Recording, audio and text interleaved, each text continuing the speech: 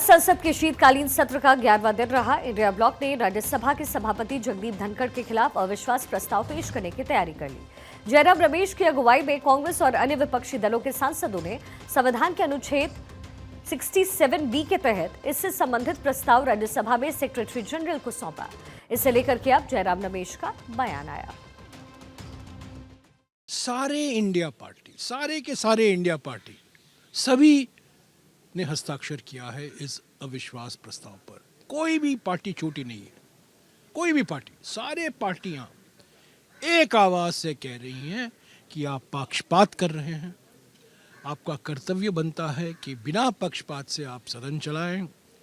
LOP को जो विपक्ष के नेता होते हैं उनको पूरा मौका मिलना चाहिए, सबकी बात सुननी चाहिए और एकदम एक तरफा निर्णय नहीं लेना है।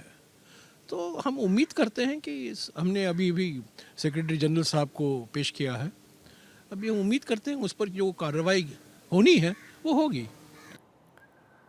उपसभापति पर विपक्ष को अविश्वास क्यों है, अब जरा आपको वो भी बताते हैं। धनखड़ पर विपक्ष को अविश्वास क्यों? पहला आरोप क्या है? पहला आरोप है विपक्ष को लेकर के जो पक्षपातपूर्ण रवैया है, ये आरोप लगाया गया। दूसरा आरोप लगाया गया है बीजेपी का खुल करके वो पक्ष लेते हैं, ये गंभीर आरोप लगाया गया। तीसरा आरोप विपक्षी सदस्यों को बोलने का मौका नहीं मिलता। चौथा गंभीर आरोप है विपक्षी सदस्यों पर बार बार टिप्पणी करना। अब इस नोटिस में कांग्रेस, टीएमसी, आम आदमी party, Sapa, DMK, CPI, CPIM और आरजेडी समेत कई पार्टियों के 70 सांसदों के दस्तखत हैं। विपक्ष का धनखड़ पर पक्षपातपूर्ण तरीके से सदन चलाने का आरोप है। अब सवाल यहाँ पर यह है कि सभापति को निशाना बना करके विपक्ष किसको आखिर बचाना चाहता है? सभापति निशाने पर हैं, लेकिन बचाने की कवायद हो रही है किसको? अविश्वास प्रस्ताव लाने की तैयारी में विपक्ष है। राज्यसभा के सभापति के खिलाफ अविश्वास प्रस्ताव लाने की तैयारी है। प्रस्ताव पर अभी तक 70 सिग्नेचर्स सांसदों ने कर दिए हैं। जगदीप धनखड़ पर पक्षपात का आरोप लगाया जा रहा है। उपराष्ट्रपति राज्यसभा के पदेन सभापति होते हैं, उन्हें हटाने के लिए राज्यसभा में बहुमत से प्रस्ताव पारित करवाना होता है।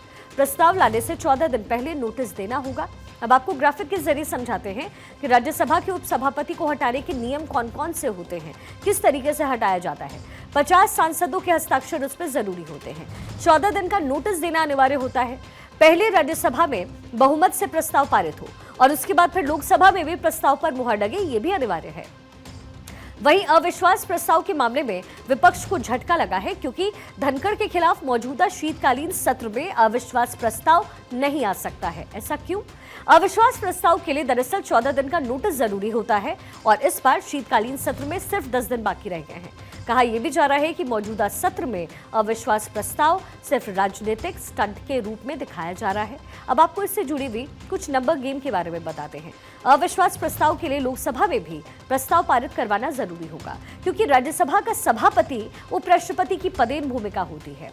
लोकसभा में एनडीए के 293 और इंडिया गठबंधन के हैं 236 सदस्य।